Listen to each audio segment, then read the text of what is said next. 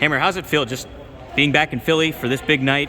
It's promoted as title for title, the most anticipated match of the year. With all those expectations going in, plus how you've been feuding so much with Fatu over the past course of the year and a half at least, how does this all feel being the mindset, the big night? I mean, it feels good. There's always a special vibe here in Philly. I debuted with MLW in Philly, so it's a special venue. And then you start stacking on the fact that it's Fatu, the fact that it's finally the title versus title fight. I'm not gonna lie, your boy Hammer's feeling a little bit of nerves for the first time in a very long time. But that's a good thing because when I feel nerves, it makes you push that much harder. And someone like Fatu, I think he's taking this match for granted. I think he's taking me for granted. I think he's taking that title for granted. And I think my hard work is gonna shine through tonight. We talk about nerves. What do you do specifically to kind of calm yourself down so that, although you do feel it, you're focused in the moment, not just in the main event tonight, but in the atmosphere, the buzz that's surrounded tonight? I mean, this is a stereotypical meathead answer, but I kind of just buried myself in my training, buried myself at the gym.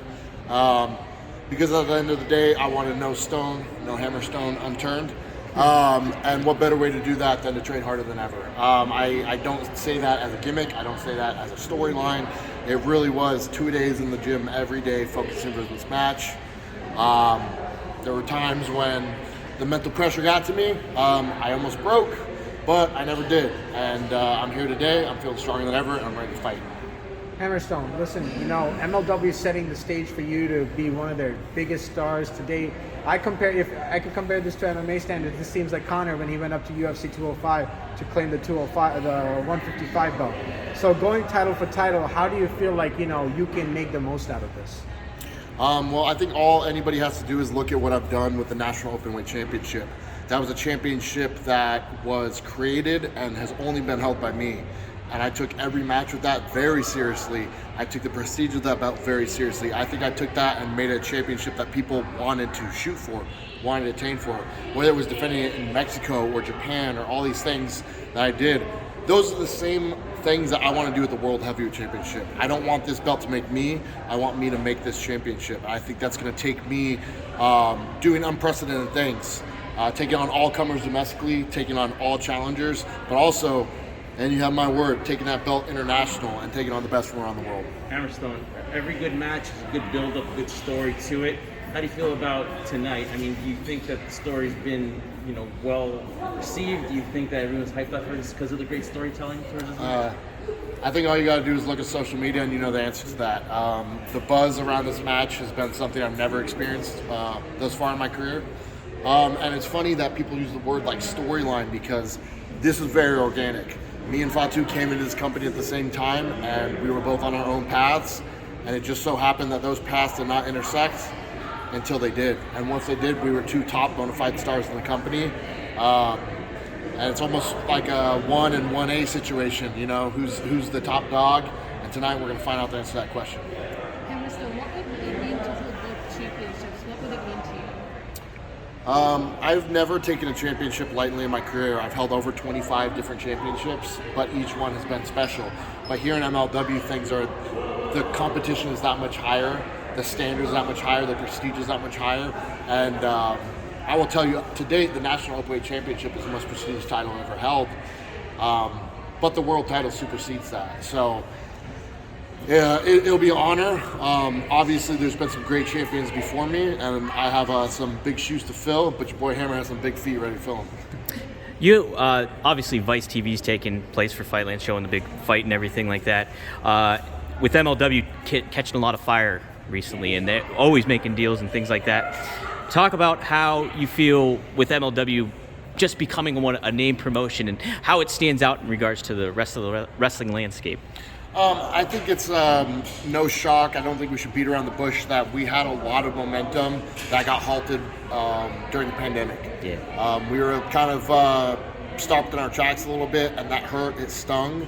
But it really feels like we're all geared up. We have the right players, the right tools, the right people in motion to not only gain back the momentum we had, but take it maybe a step further.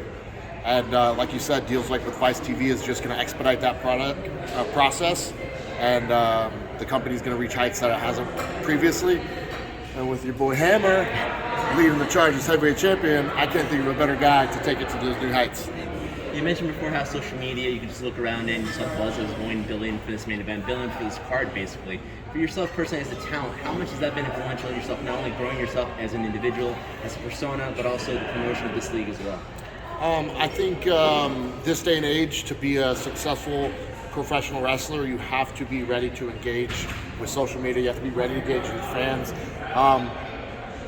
It doesn't matter if I'm having the best wrestling matches in the world. If I'm not a team player who wants to grow my brand and the brand of this company, then I'm not that valuable. So I've done everything I can to help facilitate that process and to help kind of ride the wave that is the buzz of social media, because we all catch fire for different reasons, and when you got it, you got to take advantage of it. And I just want to continue to use that buzz to help grow this brand to the place that I think it deserves to be.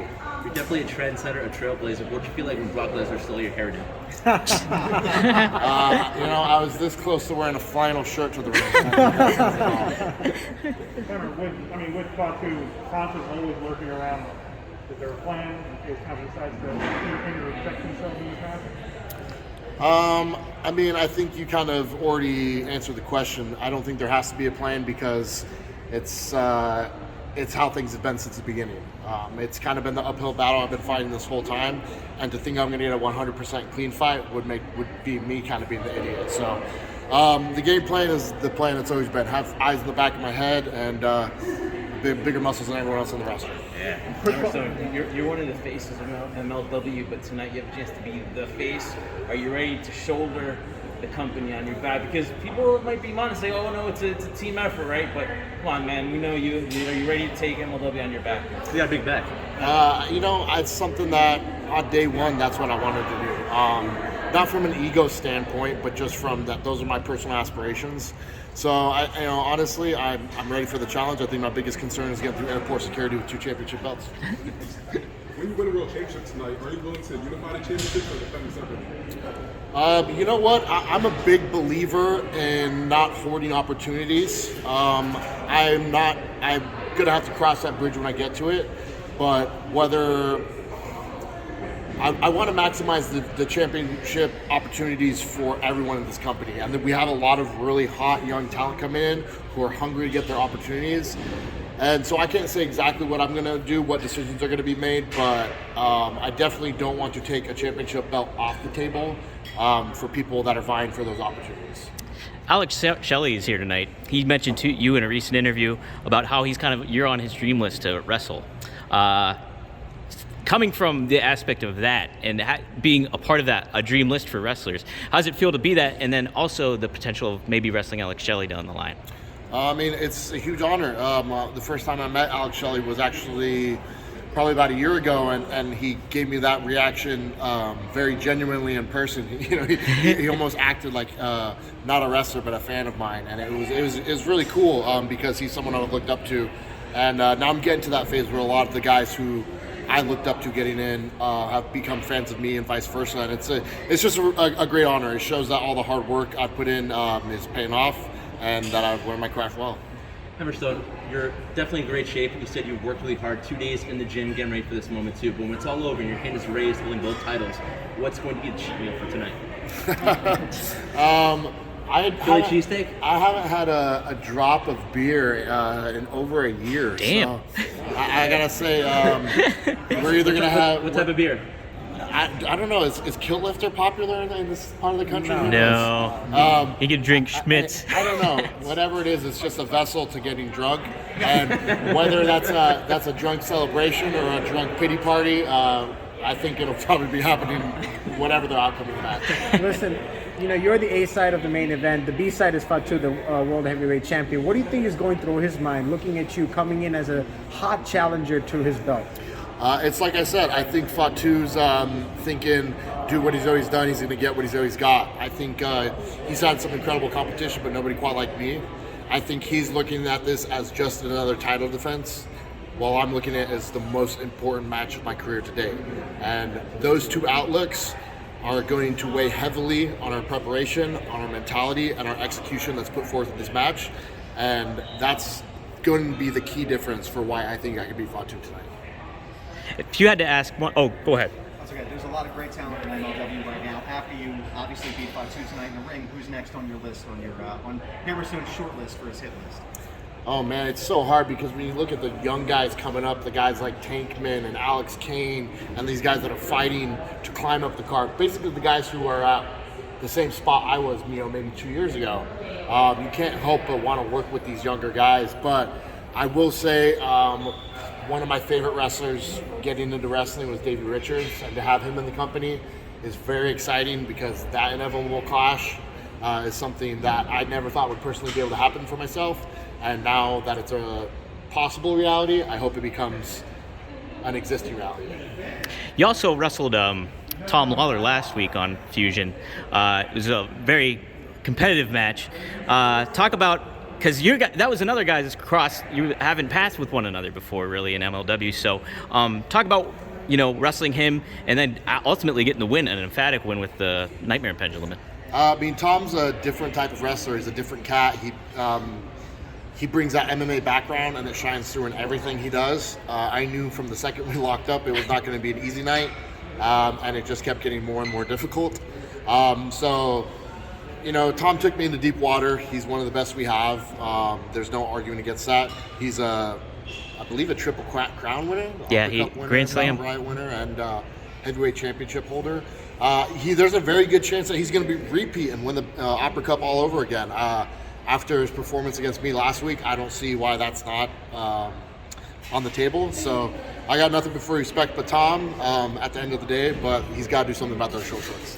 Right. Obviously, we all know who I'm rooting for in the main event, but is there anyone outside of MLW that you'd like to face? You already said you wanted to face Davey Richards, you wanted to Yeah, last name for the haircut. Is there anyone outside of MLW that you possibly want to face? I'll take his answer. Brock Lesnar in a haircut versus haircut match. We take one more question.